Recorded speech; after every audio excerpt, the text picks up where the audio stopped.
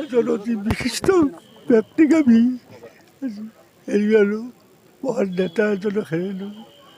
আমাৰ সকলোৰে অভিভাৱকৰ নিচিনা আছিল তেখেত আছিল।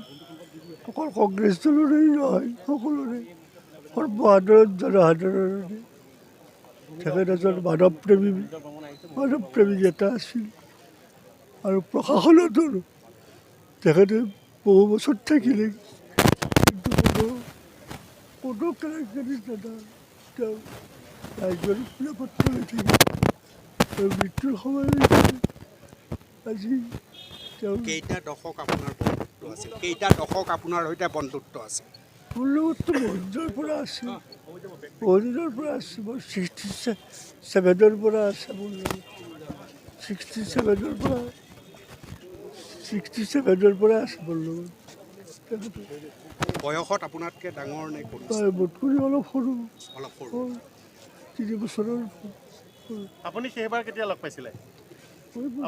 অন্তিমবাৰ কেতিয়া লগ পাইছে? মই প্ৰথম লগ পাইছোঁ যেতিয়া 67ত হয়। মই নিৰ্বাচনত উঠোঁ, তেতিয়াই মই তেখেতক লগ পাইছিলোঁ।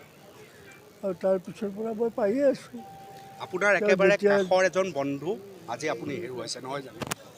মানে অকল মোৰেই নহয়, সৰ্বসাধাৰণৰে বন্ধু। অকল আমাৰ এজন ভাল প্ৰশাসক হয় হিচাপে হয় আৰু মানুহ হিচাপে এটা মহান নেতা গুণটো আছে তেখেতৰ।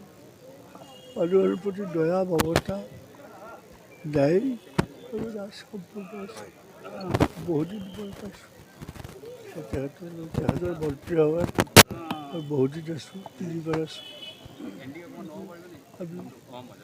আজি আমাৰ যথেষ্ট ক্ষতি হ'ল, অকল কংগ্ৰেছ দল বুলি নহয়। তেওঁৰ আটাইকেইখন মন্ত্ৰীসভাত প্ৰায় আপুনি লগত থকাৰ নিচিনা। তেওঁৰ আটাই